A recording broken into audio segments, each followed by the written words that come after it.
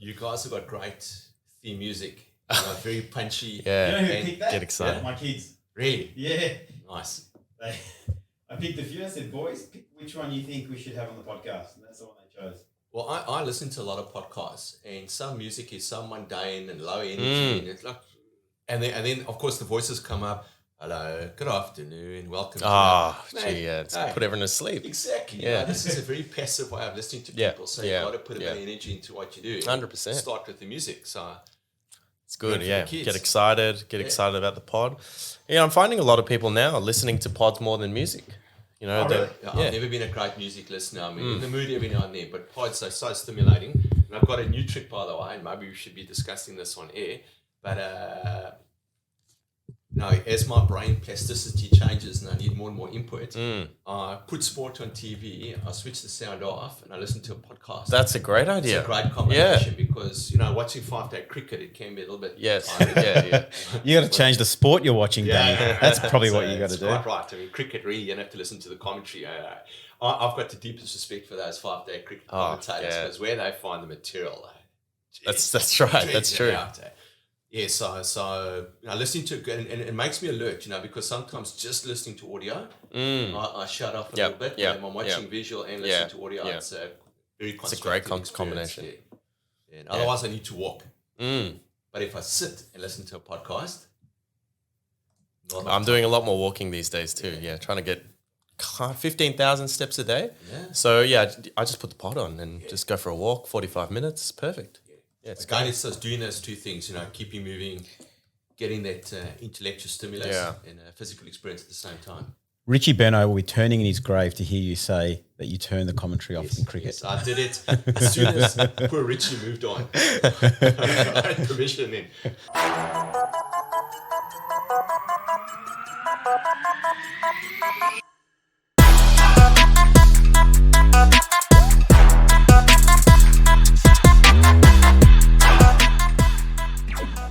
Welcome, everyone, to episode number 35 of the Wide Lens podcast. I'm joined here with my co-host, John Sim, and today we have a very special guest with us and a good friend of ours, actually, Dani Peer of Monark Property Partners. Welcome, Dani.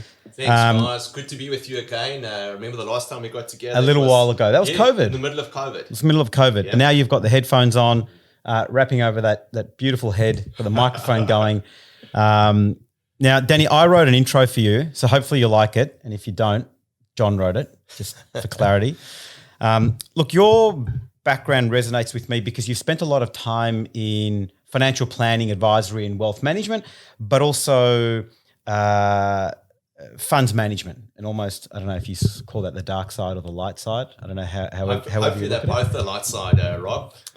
But if I can sort of start from not so much way back, national manager practice management at Zurich Financial Services in Australia. You were head of a device deployment at National Australia Bank for some time. LinkedIn told me that you and I worked at NAB back in 2014 together. That's another 50,000 people, so maybe I'll pass it. You spent a bit of time consulting to financial services and I believe AFSLs. Then you moved on as Managing Director of Investor Services at Wingate and presently Director of Funds Management at Monark Property Partners.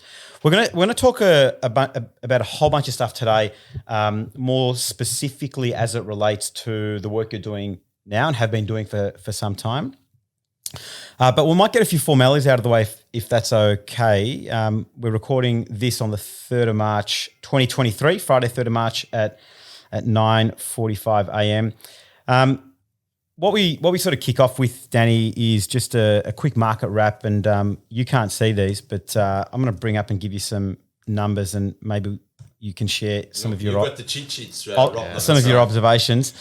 So if I look at the last 5 days in equity markets, Australian stock market, we look at the US stock market, we look at the NASDAQ, we look at the European stock market and emerging markets.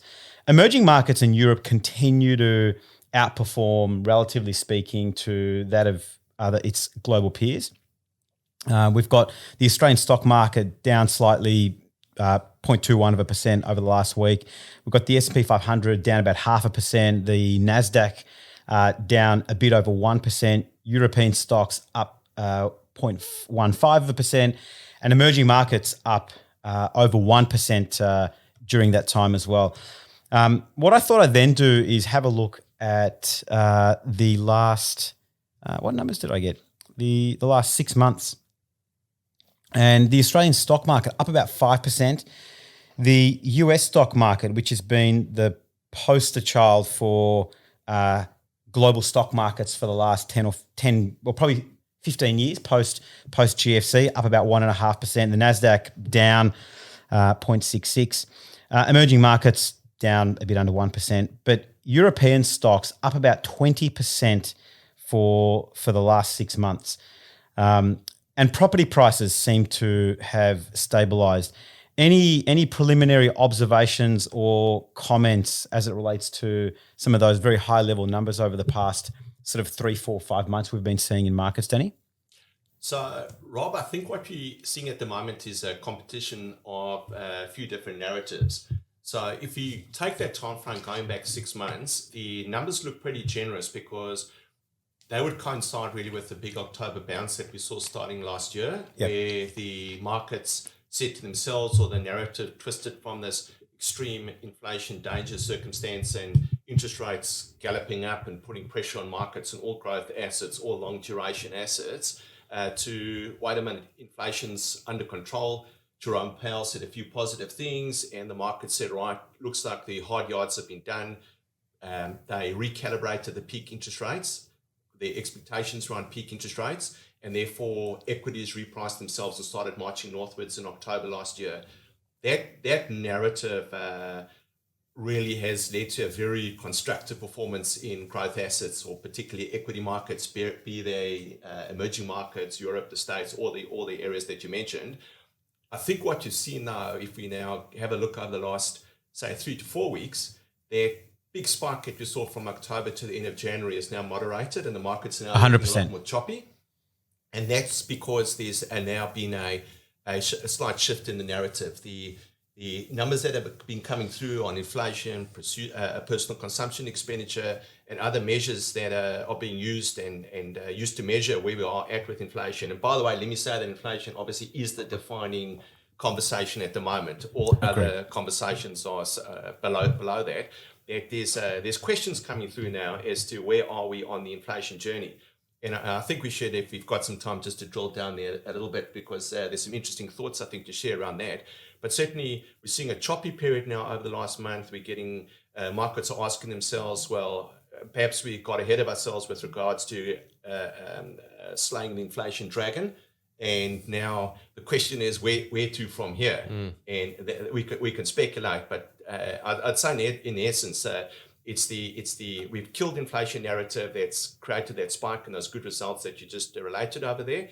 And now we're in that choppy period to say where we're going now, and the markets have to decide where we stand with this inflation battle.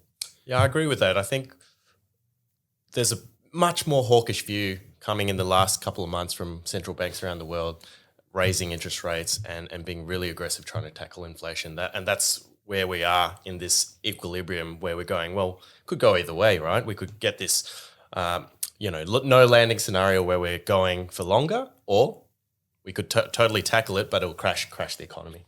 I like that no landing that you guys have been discussing over the last few weeks, the no landing in the sense of the hard landing, the soft landing and the no landing. And I think that really demonstrates the alternative permutations that we've got at the moment. There's several permutations, and I think the challenging thing for fund managers and advisors is that each of these different outcomes is substantially different. Yeah. It's not like we're all within a certain small group of parameters that we're going to have a 5% year or a 15% year. We can have another repeat of 22 potentially, because let's not forget that 22 started off extremely positively, not dissimilar to this year, and then ended up being a very, very difficult year and setting some records in some circumstances for poor performance. So it's a very, very challenging scenario because there are such diverse outcomes on offer at the moment. Can we separate the US market and the Australian market, or are they both the same thing? Yeah, I'd say that the US market sets the sentiment, and because the US economy is so huge, it does impact on multiple different economies.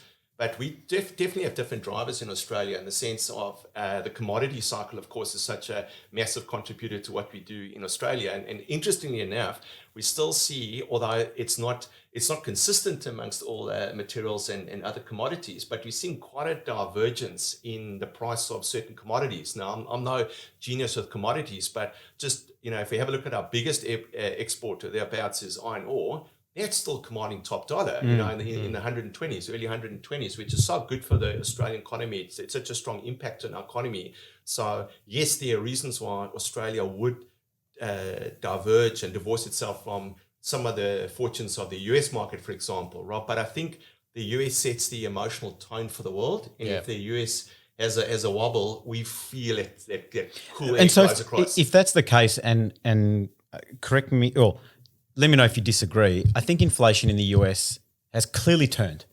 Whether it's going to take a lot longer to get back to where it's going to get back to, who knows? But it appears as though the data is telling us that peak inflation, we've peaked and we've sort of turned from there. And so if that's the case, is it only a matter of time before we start to see that in Australia here? Because it appears as though we have very laggish data. So what do we just get? January? Yep. And we're in March, right? So I'm just wondering, is it a lot stickier? Does it appear to be a lot stickier here in Australia?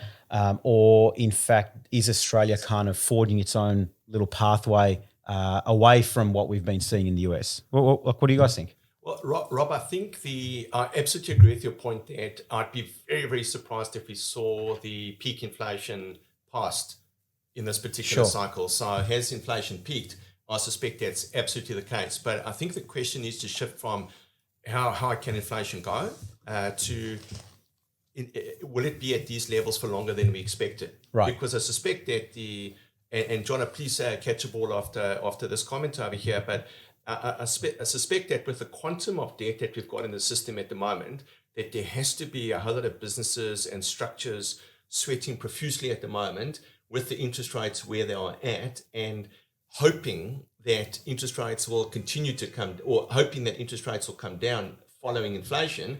But I suspect that we're in a circumstance now where the inflation is going to be more difficult now to get down to the lower numbers that we're looking to get down to, that interest rates themselves are also going to then take a much longer trajectory. Sure. And we're going to have a higher for longer kind of scenario. And the question is, where's the damage? Where's the fallout from those circumstances? Yeah, 100%. I think when you look at 10 and 30-year bond yields, that's profiling 3.5, 3.7 at the moment, right?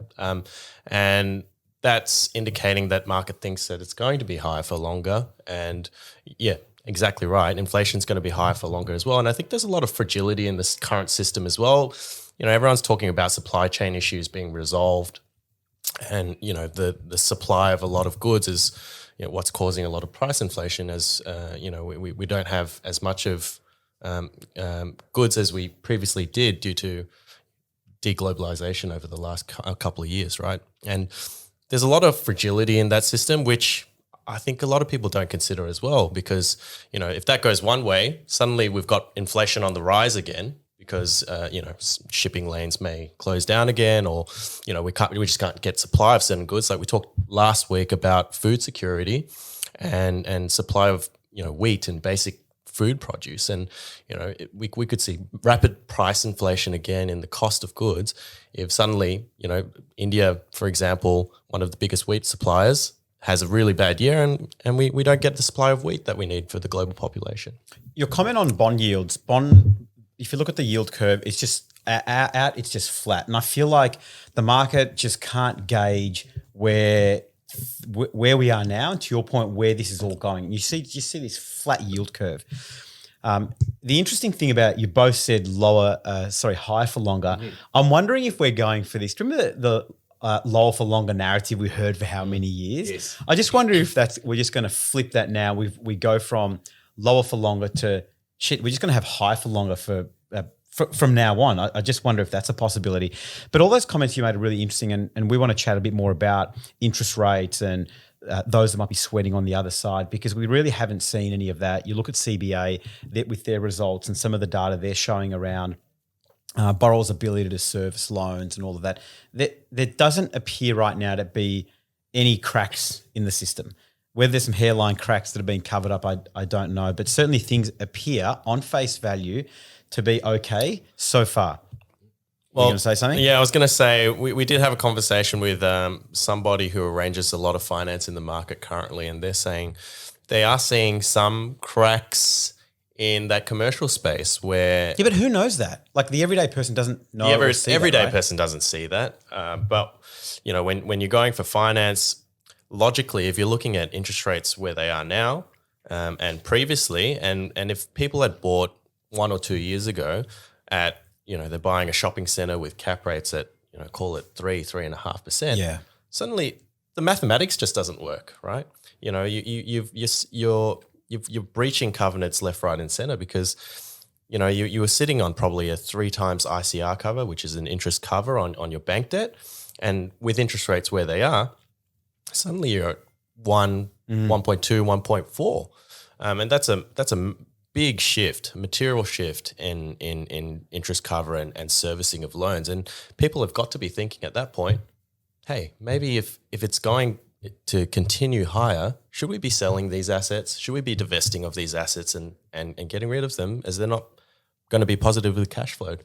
Well, John, I think some of the more thoughtful commentators that I follow describe the current circumstances as a wily coyote circumstance. If you remember the Roadrunner and the fox chases them, runs off the end of the cliff over there, and nothing happens for a while his legs gyrate wildly, and then gravity asserts itself and away he goes.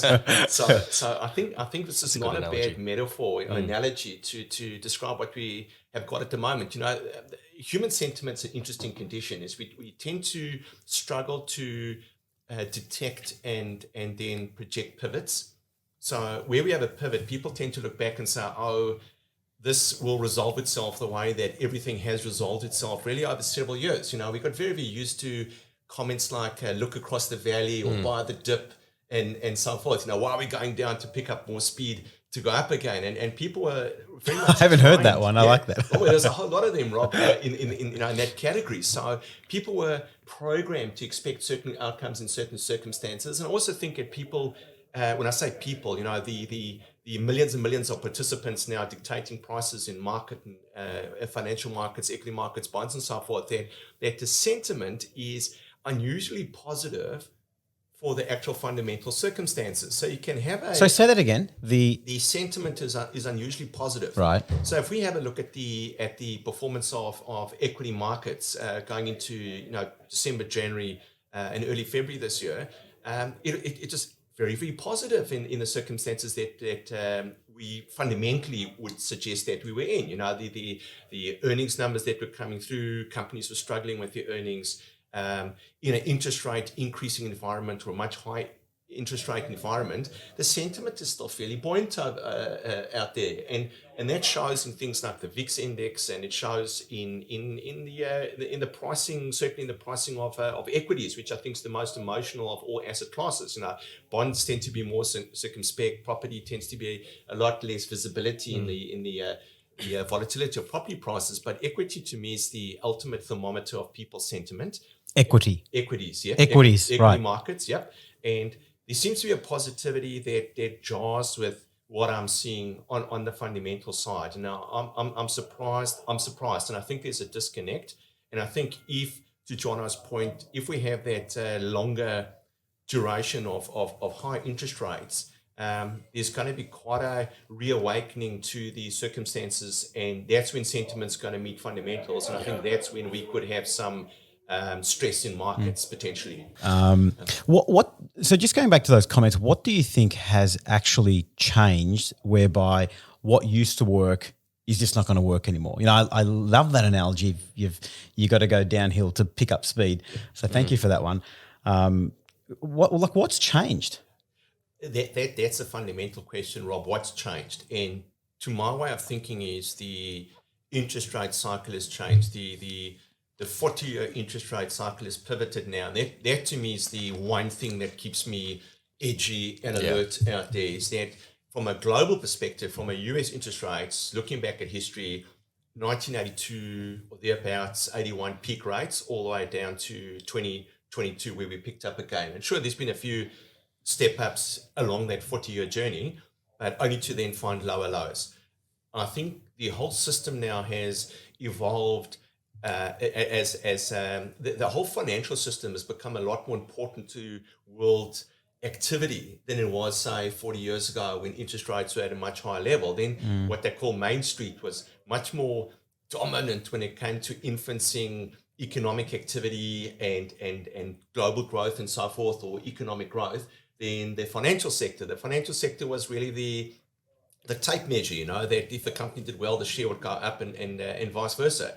But now the pricing of interest rates and the attitude of financial markets, that's got a profound effect now on Main Street, on actual activity out there. So, and I think the circumstances have come about because of the financialization of the world economy. If we have a look at the size of the financial sector, whether it's market cap in financial markets or whether it's the number of people employed in this area, if you think about it, the financial sector, to digress ever so slightly, guys, the financial sector should be a service sector that supports the goods and services that people consume, or the goods and services that the capital that needs to produce the goods and services that people need to consume.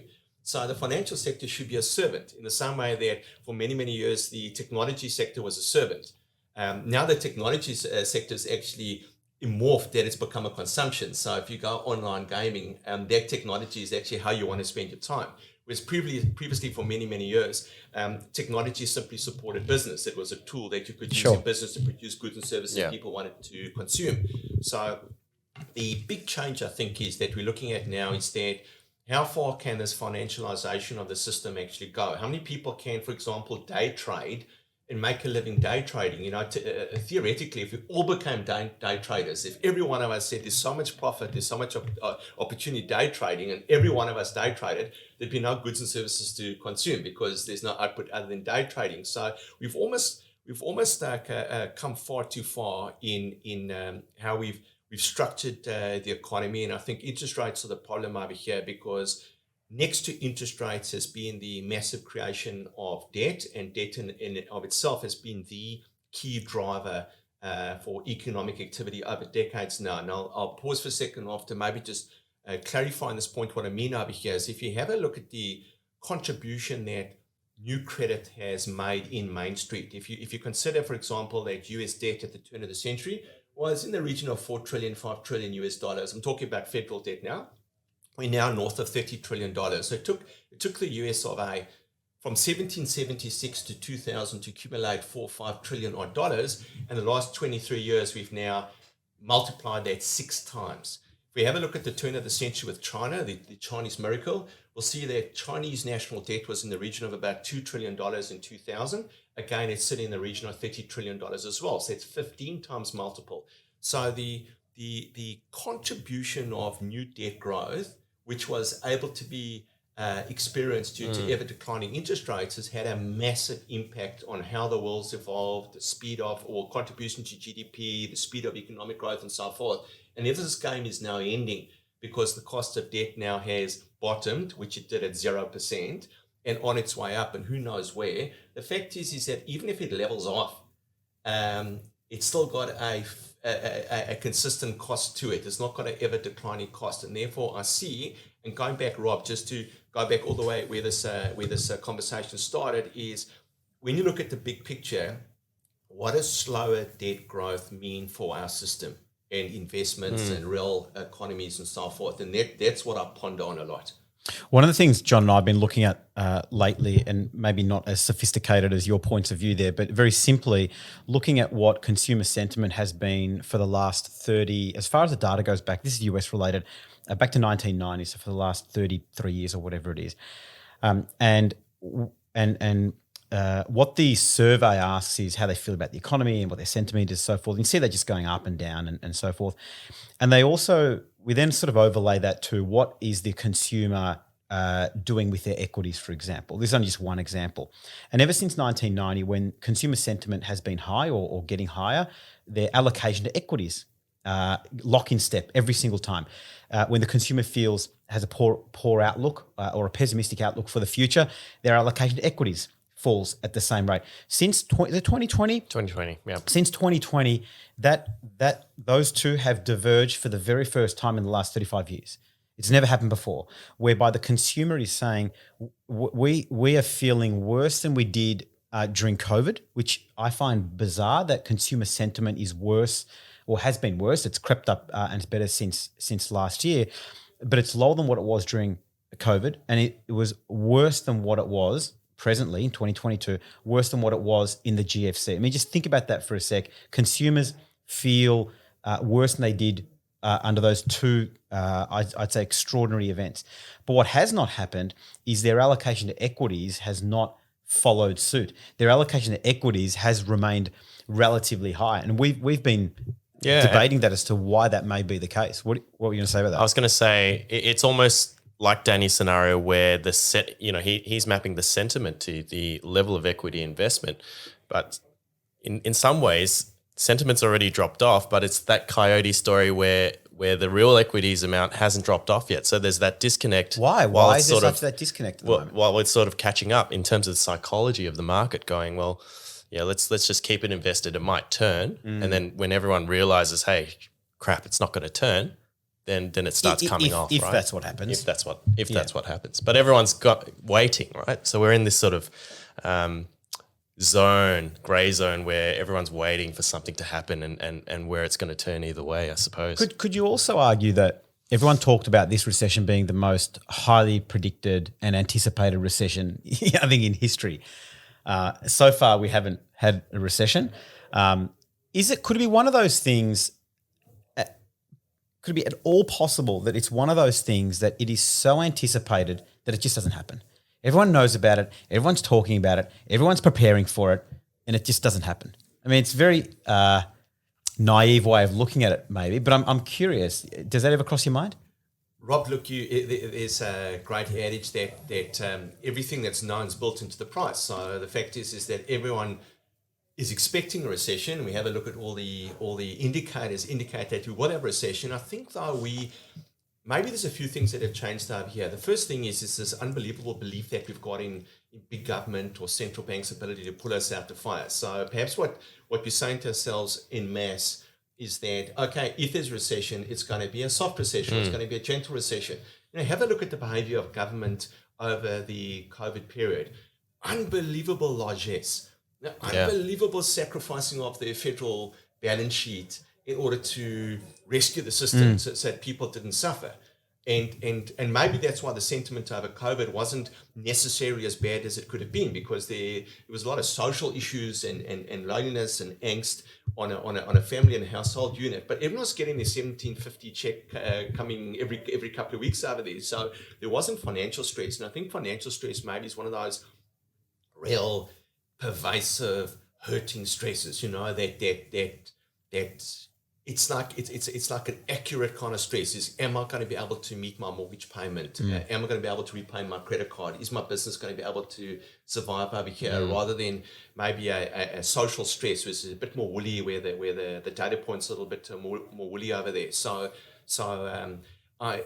is this recession anticipated? I think it's anticipated in the sense that yes, but the authorities will step in and put the Band-Aid over, and it's not going to be a stressful recession. And that maybe will be the case, guys, because I'm very, very, very suspicious of government and government's discipline around public expenditure and government balance sheet management. I think we've seen multiple examples now is there can be other sacrifices made in order to rescue the Australian situation in whichever way it has to be rescued. Well, it's interesting you say that, and it's almost like borrowing from the future, isn't it, to sort of shore up today. And what are the implications of this? I mean, we're looking at now SMSF tax reforms where they've just got to raise more money to support this system, where almost a socialist system, really, where we're propping up the economy to help everyone out of a tough spot. The borrowing from the future has always been talked about when we had massive equity returns. Everyone was talking about we're borrowing returns from the future. We're borrowing returns from the future. And we're just fast tracking the returns. And if you look back now, I mean, markets haven't really done much for that. I mean, it's a very short period of time. Don't get me wrong. It's only the last 12, 18 months or so. But that comment has been thrown around. Hey, can we take a deep dive into private debt? Because Monarch and what you guys do is provide debt for a variety of use, development, acquisition, and so forth. Can you give us your point of view, Dani, as to why private debt has become this emerging asset class, not necessarily globally. Globally, it's been around. I mean, private lending's been around since biblical times. It just hasn't become a mainstream asset class for us and for Australian investors. In the US, in Europe, it makes up a big proportion of the way lending is done. In fact, I think some numbers are around 50-50 private and traditional banking, in some areas higher. In Australia, it's something, and you might have more accurate numbers than I do, something like 10 or 12% is done via private lending, and the remaining 88 or 90% is done by now the big five, including Macquarie, the big five banks. Why has there been such an emergence in private debt in Australia? Rob, just taking a step back from one of your earlier comments, Monarch is a non-bank lender. We specialize in property development debt, commercial real estate debt, and particularly focusing on two types of deployments, enabling developers to buy a piece of development land, so it's backed against the land itself, and then moving on to a later stage of development, financing the construction on that piece of land. So we keep our mandate extremely tight, and we focus on a particular type of Australian property market as well, which tends to be a more less volatile, more quality part of the market as well. So it is a very narrow non-bank lending function that we do. But just lifting it up now to non-bank lending itself, the people are very familiar with I suppose, banks lending for a variety of purposes. And indeed, that's why the whole banking system was created, to be an intermediary between people's savings and lending. Yep. The reason why non-bank lending has emerged on a global basis, and specifically in Australia, is because banks have grown to such an extent now that they really could be accused of being utilities. They're massive beasts, particularly in Australia, of course. We mentioned the big five now. And really, because I suppose everything when you get to that size, it's about scalability. And the pockets that non-bank lenders tend to move into are two separate kinds of pockets. So I describe the first pocket as complex lending, which mustn't be confused as risky lending. It's not risky lending. It just perhaps relies on a lot of deep due diligence is required, or some very deep due diligence. Would you say it's far more bespoke? It's far more bespoke. Most lending arrangements are bespoke, constructed with both the lender and the borrower's intentions and objectives in mind. And this just doesn't work on a big banking system. You know, it's not profitable to them. They haven't got the people and the processes to set it up. You know, when it comes to a bank issuing vanilla mortgages for tens of thousands or hundreds of thousands of properties, it's much better business for them. It's much easier process now to extend your finance net basis. So as the banks grew, and as the banks, I think, made a decision to become scalable, it left this opportunity gap for non-bank lenders. And really in Australia, it's become a lot more active since 2000 or thereabouts. And you've got non-bank lenders in all kinds of niches now. So, for example, in corporate funding, where there's complex company lending over there, and again, due diligence in a business is much more complicated, even often than in a property construction scenario, because of the difficulty in understanding a business's fortunes. Whereas, pleasingly, in my area, in Monarch, we lend against property and real estate. It's tangible, it's real, it's got a consistent value, and we can understand the process a lot more clearly over there. There's businesses that have gone into personal lending, taking the banks head on in personal lending space. And this not so much is because of complex lending, but it's bringing in the use of technology to make quicker, more intelligent decisions. You got a bank for a personal loan, you want to buy a jet ski, man, that can take multiple weeks to get your response and permission over there. You know, the service is, let's say, inadequate or poor, and the decision-making process is very laboured. Whereas with the amount of databases that you've got out there now that are able to assess people's credit quality very, very quickly, and interaction between the potential borrower and more sophisticated personal loan sites, loans can be made now in a day or two, or even quicker. So these are all niches that have been emerging now because the banks have been flat-footed, or they simply have grown too big and disinterested in those spaces. And perhaps the last point I'll make is that non-bank lending is not only good or great for those with money that they want to deploy, rather not through the bank, but using a non-bank lender as an intermediary to someone who wants to borrow, but it's actually enabled investors to access much higher rates of return with arguably the same or even lower risk exposure.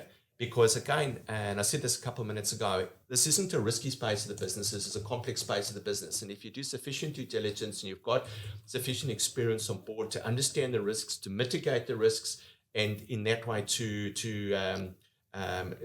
really to lower the whole risk of a particular deployment, you can get a return double or more than would be available at a bank. Why is there such a spread then? If it's not as riskier, the decisions are more bespoke, and it's niche to that particular borrower, why is there such a big spread?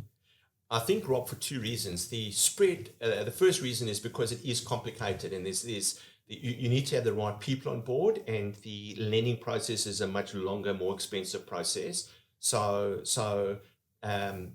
that would account for the ability to perhaps charge more from the borrower, because the borrower typically wouldn't get it from the bank. I mean, people don't come to non-bank lenders typically because they can get a vanilla cheap loan from a bank. I think every borrower would be best served initially going to the bank and getting it at a much lower rate. But where there's complexity and difficulty and issues of scale and so forth, you need to go to a non-bank lender or another lender, and therefore it would be like shopping at Gucci rather than shopping at Kmart. You know, that Gucci, it's more bespoke, it's less available, it's scarcer, there's more work done, and therefore a higher price can be commanded. But also there's also recognition that the cost of funding is higher. The people that tend to fund the non-bank system would be either high net worth individuals, or in some cases they're able to attract some corporate institutional lending, but also be certain margins attached to that. But in essence, the cost of funding, the investor would want a premium to what they could get. They're commanding it, right? And if that's the source of funding, that's what you got to pay. Exactly. And I think there's a balance though. I mean, you can't just let the investor make the price, because the investor wants the price over here, the borrower wants the price over here. You know, there has to be a matching, a middle pricing over there. John's keen to add something. Sorry, John. No, that's right. Look, I think it has to do with liquidity as well, right? So the amount of capital available to private markets at the moment is small. As that market increases, so there's more private lending available in Australia, for example, and more institutional capital is raised into the sector to deploy in private capital, we will see that spread and that margin start to decrease a fair bit more. And we're already seeing that. And we will continue with two provisos. The first proviso is that from an investor or the person providing the liquidity's perspective, there needs to be an illiquidity premium. Because if I'm going into the bank and I can put my money on like a 30-day or 90-day term deposit and get, say, 3.5%, 4%, I want to have an illiquidity premium above that if I'm going to commit it into a longer duration non-bank. Makes complete sense. And it's funny you say that, because people want that premium, but they want the liquidity at the same time. Yes, yeah, not available. Everyone wants everything, right? I want everything. Yeah. But also, John, another point over there, the second proviso is that there's always going to be a flaw as well because of the difficulty and complexity lending in the space. 100%. And you're saying there'll be a natural spread? There will be a natural spread, yes, because otherwise it's just not worth non-bank lenders like Monark tooling up with the kind of expertise that we've got and the major effort that we put in the whole due diligence process to make sure that we get the lend right, because you've got to get it right all up front. There's no use extending money and then running into problems down the track. So there's a lot of work done up front, which is expensive, that we've got to get right. So it's always going to be at a higher cost. That's right, yeah, as it is bespoke. Yep. Danny, you talk about property lending and you can lend money with different seniority, but also you talked about lending to businesses and so forth. Where we are in the cycle and where it appears as though we're heading from we're calling it a no landing to a hard landing before we sort of go back up again eventually, hopefully. Those two segments, property lending versus business lending, what's your point of view on which bucket is safer and can weather the storm should we be faced with that? Rob, it's such a I describe it as heterogeneous. So each lend's got its own kind of profile. So you've got rock solid, robust businesses that need to lend from non-bankers because of some unique provisions that they want in the contracts that the banks are simply not prepared to get their head around. But you've got a range of quality when it comes to businesses, and you've got a range of quality when it comes to property assets as well. So I think that's what makes the whole non-bank lending sector quite difficult. It's quite an opaque sector. So I think one of the things that challenges me in conversations with primarily prospective investors and advisors like yourselves as well is trying to differentiate the quality of the product that I believe Monark offers versus another non-named non-bank lender, because people will come to me and say, well, look, you guys have got an opportunity at the moment. Take for the fund that you guys are investing in Econ Capital. We're generating a return of approximately 8.5% at the moment. But I know each and every asset in that fund intimately, and it's very, very strong counterparties, very, very de-risked products or projects, property projects over there. And I'm very, very comfortable with the underlying portfolio, but the investors tend to take a look at the headline number and say 8.5%, I can get 9% or 9.5% around the corner. And that is, it's one of the multiple of indicators that you need to look at, but it does tend to be the headline number that investors do look at until there's disruption and impairment in the space. I think if we go through a tougher period in the Australian economy, and we do have issues with lending in the space, and we have impairments, and we have non-bank lenders getting into the AFR and investors losing money, I think investors will be a lot more circumspect and ask a lot more details as to exactly who you've lent to, what is your lending criteria, what's the kind of due diligence you've done, what's your track record. And even on that last point, track record, I think a lot of lenders, track record's quite flattering at the moment, because really we're coming out of the GFC. It's been a reasonably easy market to lend into, not only because of the decreasing interest rates that you've spoken about, but the primary reason it's been an easy market to lend into in Australia is because of the massive uplift that we've seen in property prices, which tends to be the collateral of the loan. Yeah. So if your collateral is going up the whole time, you can really stuff up a project and pay more for building materials and so forth, and still get away with it. It's covered up, right? Yeah. And the quality of the manager is really going to matter as we start to see impairments, and how managers are actually dealing with impairments and the process that they go to work out with developers how they're going to get out of the trouble. I think that's going to be really a key factor in determining, how well this space does. Dani, what's going on in this sector? Are people developing? Are people maybe not some of your transactions, maybe others that you've seen or passed on, people you're speaking to? What is actually going on? Can you sort of pull the curtain aside a little bit and just give us a bit of insight into what you're seeing? And you don't need to name names, obviously, or be too specific, but really curious to find out, are people struggling? Are they breaching covenants? Are they just saying, we're just going to hold on for as long as we can and we're looking down into the horizon, we think it's going to get better? Can you just start sharing some anecdotes with us? Well, I wish I could share some anecdotes, but I think it's probably early in the piece. It's still that Wile E. Coyote circumstances where there's a whole lot of stuff, I suspect, holding on with fingertips over there, waiting for something to happen, some kind of easing. So perhaps the best way to answer that question is to have a look at what are the headwinds now in the sector that I work in, which is essentially funding property developers, because there's a shopping list of issues. Again, in the corporate area, there'd be different issues, and in the personal lending, there'd be different issues. But having a look at property, if we had a look last year, there was a massive step up in building materials, and not only was the step up in price in building materials, but there was a disruption in the supply of building materials. So in order to complete the development, and your collateral's only good when you've got a completed product. A half-finished building site is not worth much at all, and it is a major problem. So last year, the major problems was completion of product with materials, with pricing, and with the accessibility of tradespeople as well.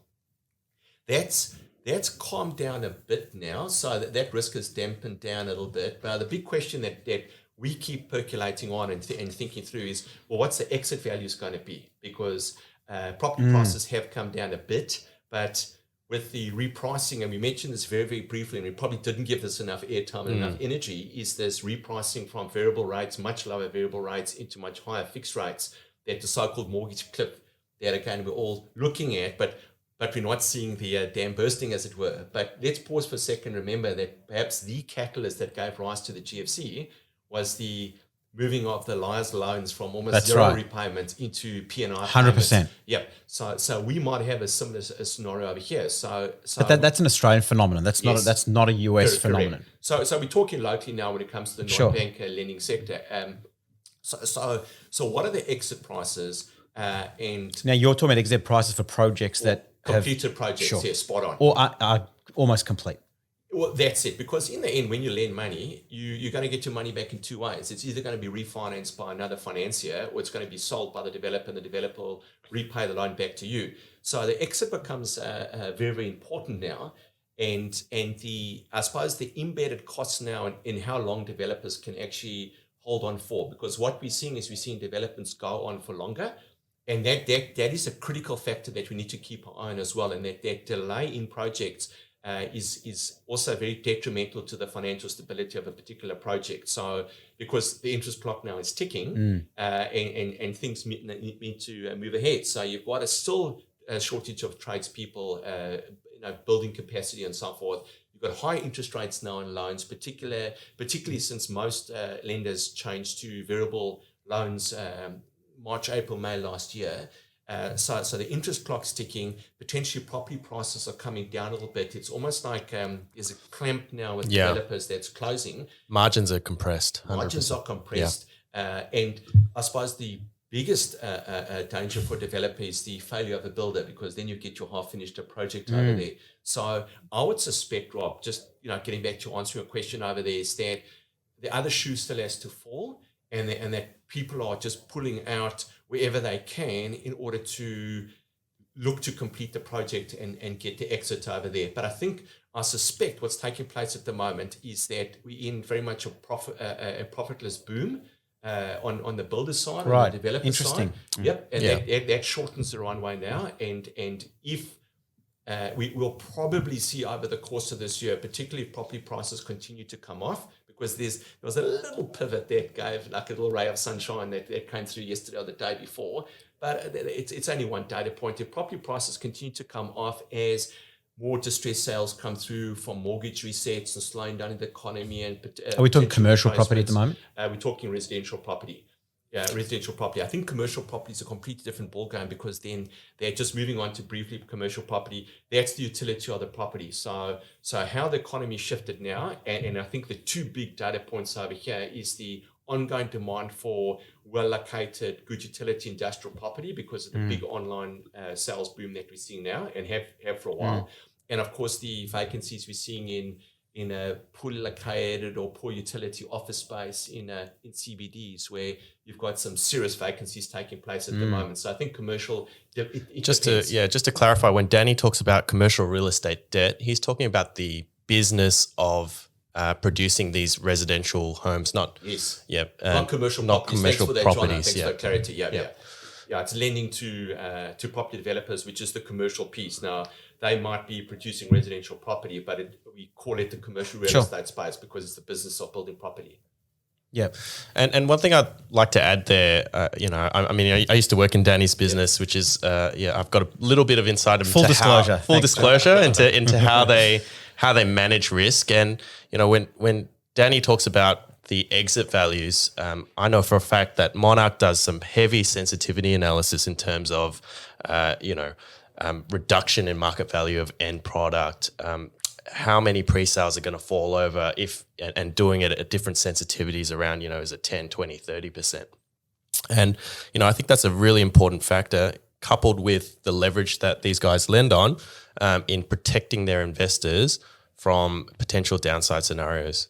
So if investors come to you, Dani, and say, why would we want to be investing indirectly into the property sector?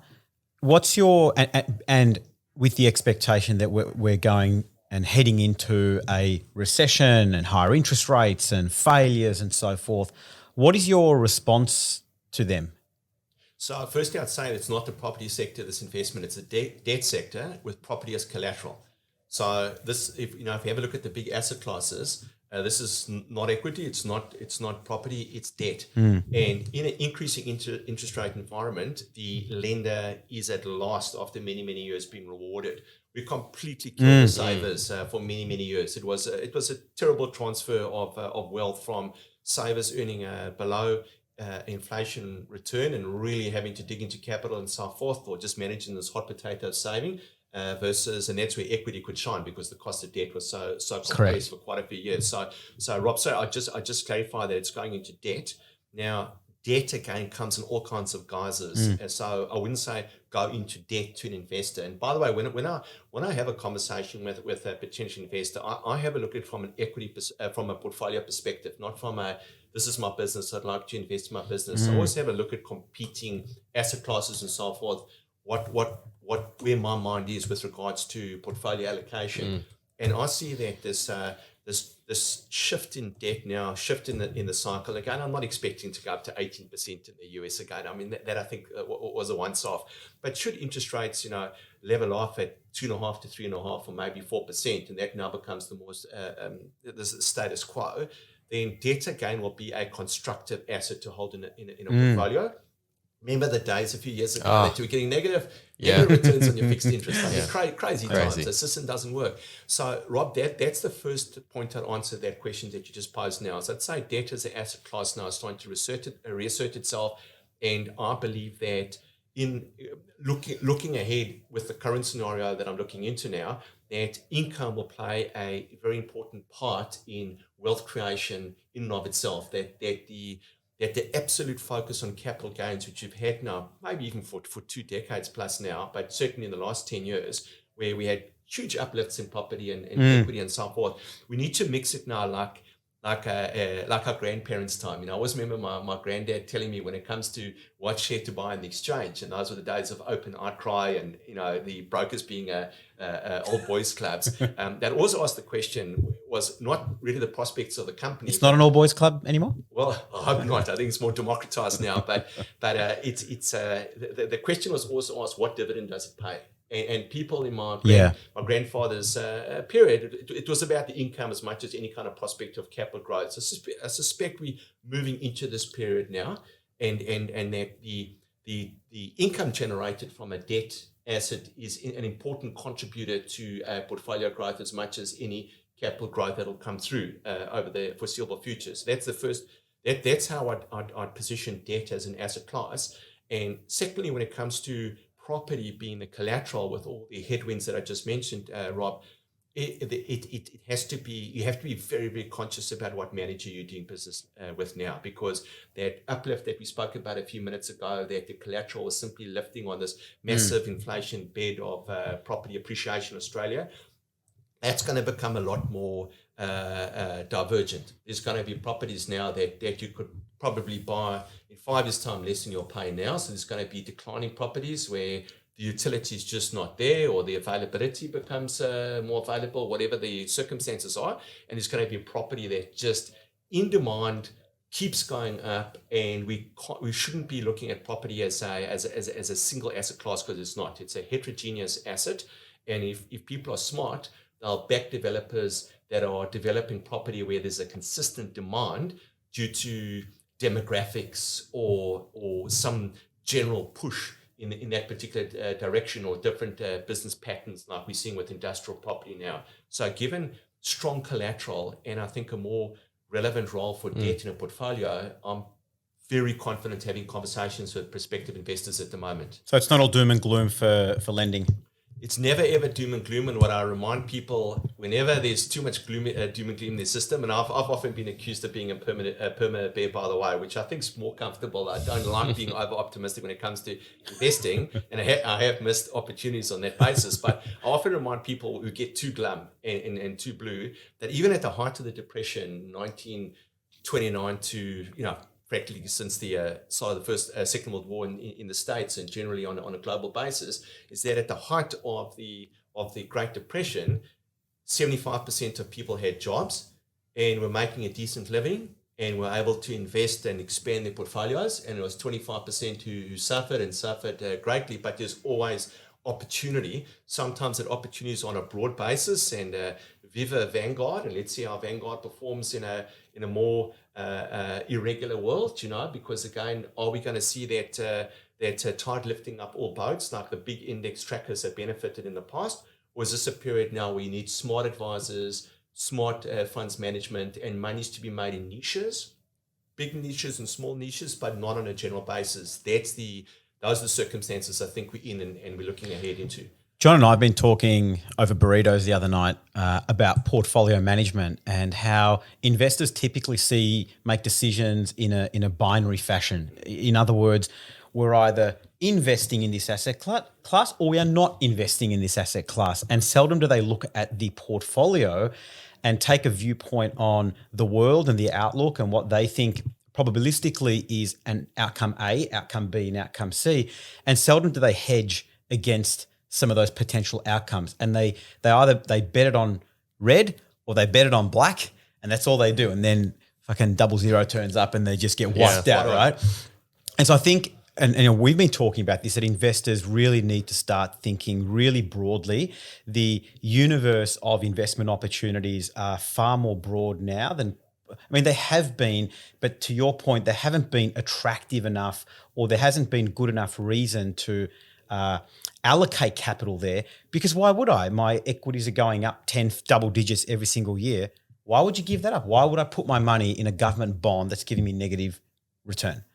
And so I think that's changing. And my question to you then, having spent a lot of time with financial planning and wealth management and advisory firms and so forth, that and our industry has been selfish, I'd say, for a long period of time, and I'm happy to say that.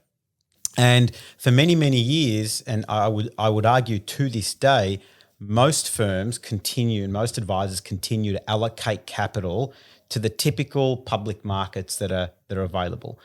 And I feel like to some extent you do your clients a disjustice by not exploring more options and opportunities out for them. Maybe it's harder for you to manage, and if that's your proposition, then that's great.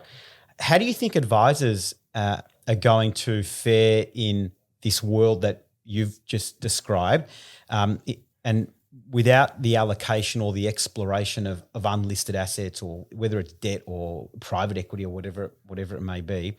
Are there those that are going to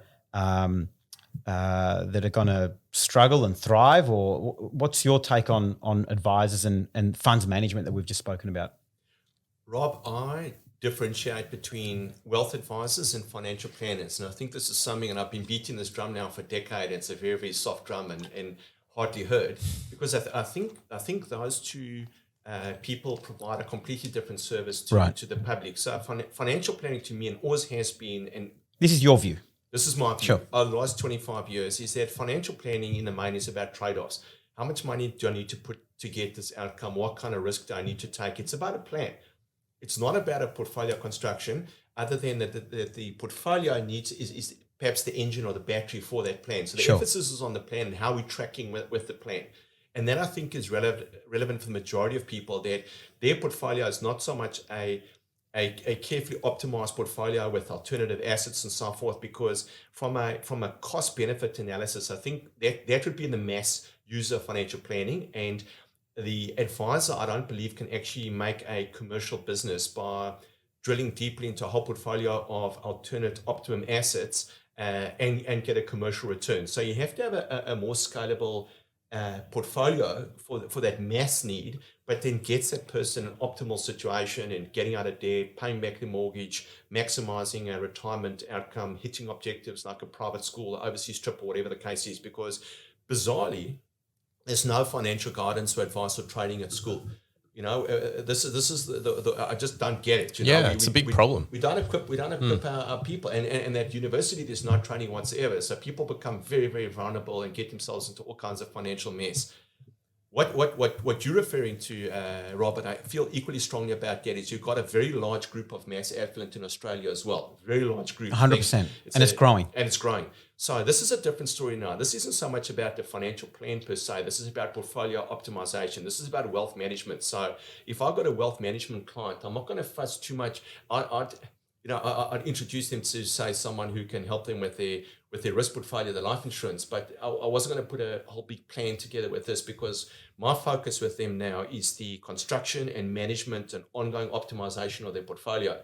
And this, again, I think this part of the market, which I think is what you're alluding to here, Rob, it's subpar. There's not enough work done in the analysis and understanding of the range of investment alternatives that you could take a mass affluent person to optimize their portfolio. So I tend to have a look at the portfolios in the space, and they tend to be a bit lazy. There tends to be some very generic names dropped into the middle, and maybe something spicy on the side because that business development manager knocked on the door 6 months ago. Now took him out for lunch. Yeah, took him out for lunch, and now there's a little bit of spice over there. There's a little bit of excitement. But going back, if my perception's correct, and no one says it is, but it's just the perception that I hold with a degree of conviction that the rising tide scenario that we've seen certainly over the last 10 years now is behind us for the time being. And by the way, can I see that rising tide will reassert itself if equity markets had a reprice at 25 to 50% over the next year, and I'm certainly not forecasting that, then there's a very strong argument to go back into passive equity allocation, because you've got a much better value scenario there, and your gradient between entering at a 50% lower value and the next 5 to 10 years would be much better. But my argument is that at the moment, on a general basis, it doesn't seem to me to be any screaming bias on a general basis of the equity markets. Therefore, if you consider yourself to be a wealth specialist, you've got to understand your alternative space, because those are niches where the great opportunities still lie, because it's not in the pricing. And often, like, for example, a Monark, you have to create the investment product through hard work and opportunity and networking and so forth in order to actually create that opportunity in the first place. And that can never be offered generally across the industry, because there's a scarcity factor over there. We can only originate perhaps, $10 or $20 million worth of opportunities maximum a month, in a good month. And that'd be taken up almost immediately by existing investor base. So, well, when you exceed that, just knock on our door. We'll help out. I'm looking forward to you guys continuing to invest with us, and thank you for your support. But I suppose the point is that you need to, like you guys have done, you need to get out there and find who's doing clever stuff with money, and it's going to be in the niches, and there is going to be a scarcity factor, because the majority of assets arguably are still fully priced. Do you want to add anything to that? No, it's perfect. Dani, never been described as perfect before, John, but I'll take it. I'll take it when it comes. Let's wrap up. I know you've got a meeting to get to. So, Dani, we really appreciate you coming on this morning and sharing your points of view. We may agree, we may disagree on some. I'm looking far into the horizon. I still love the got to go downhill to go uphill analogy. I will use that from today. Look, thanks again for coming on. Where I would have loved to get more specific anecdotes on what's going on, but maybe you're not seeing some of the bad stuff that some of the other guys are, and that's a great problem to have. And we're happy to have money with you guys and not have to sweat a little bit with everything that's going on. On that note, we'll wrap up, and thanks for joining us. Thanks, Dani. Thanks, Dani. So nice chatting with you guys, and if we agreed with each other, we'd be the ABC. It's important. It's important to disagree and to challenge the points of the perception. 100%. Yeah, absolutely. Thanks, Dani. My name's Robert Baharian, and I'm the founder and CEO of Baharian Wealth Management, AFSL 526798. The information contained in this podcast by me and or our guests may include general advice and does not consider your personal circumstances. You should seek personal advice from a registered financial advisor who can consider whether the general advice is right for you.